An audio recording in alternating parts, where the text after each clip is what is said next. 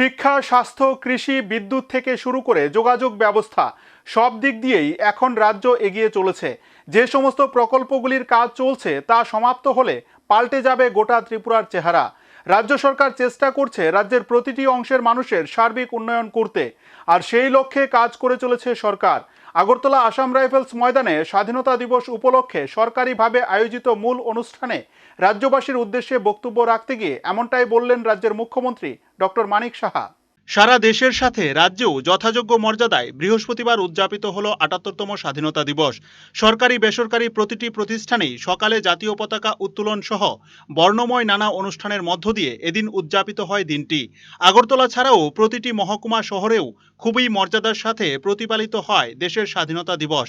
আর এই দিবসটি উপলক্ষে সর্বত্রই লক্ষ্য করা গেল ব্যাপক উৎসাহ উদ্দীপনা। তবে সরকারিভাবে রাজ্যে এবারও মূল অনুষ্ঠানটি হয় আগরতলা আসাম রাইফেলস ময়দানে। সেখানে আয়োজিত অনুষ্ঠানে প্রধান অতিথি হিসেবে উপস্থিত থেকে জাতীয় পতাকা উত্তোলন করেন রাজ্যের মুখ্যমন্ত্রী প্রফেসর ডক্টর মানিক সাহা। এরপর কুচকাওয়াজ পরিদর্শনের শেষে বিভিন্ন বাহিনীর জওয়ানদের দেওয়া অভিবাদন গ্রহণ করেন তিনি। এই অনুষ্ঠানে বিশেষ দক্ষতার জন্য মনোনীত জওয়ানদের হাতে পুরস্কারও তুলে দেন মুখ্যমন্ত্রী। দেশের স্বাধীনতা দিবস উপলক্ষে রাজ্যবাসীর উদ্দেশ্যে দেওয়া বক্তব্যে মুখ্যমন্ত্রী রাজ্যের সার্বিক উন্নয়নের চিত্র তুলে ধরেন।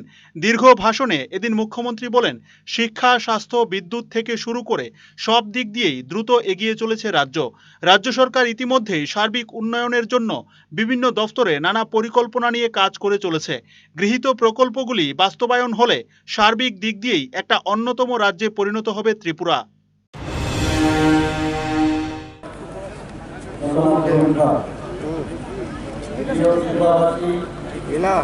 স্বাধীনতা দিবসের এই পুণ্যলগ্নে আজ আমরা জাতির ৭৮তম স্বাধীনতা দিবস উদযাপন করতে এখানে সমবেত হয়েছি। আমরা আমাদের দেশের এই স্বাধীনতা সংগ্রামীদের শ্রদ্ধা জানাই, যারা তাদের স্বাধীনতা উপহার দেওয়ার জন্য ঔপনিবেশিক শাসনের বিরুদ্ধে সাহসিকতার সাথে লড়াই করেছিলেন। আমরা স্মরণ করছি সেই সব স্বপ্নদ্রষ্টাদের যারা আমাদের দেশের ভাগ্য নির্ধারণ করেছেন এবং সেই সব অজানা দেশপ্রেমিকদের যারা আমাদের অগ্রগতিকে অবদান রেখে চলেছেন।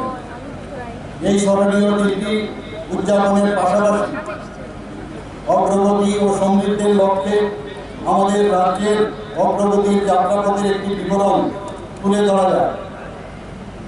সমৃদ্ধ সাংস্কৃতিক ঐতিহ্য এবং মনোমুগ্ধকর প্রাকৃতিক সৌন্দর্যের জন্য ত্রিপুরা সবসময় আমাদের দেশে একটি বিশেষ স্থান দখল করে আছে। Bureau report, search India, TNN।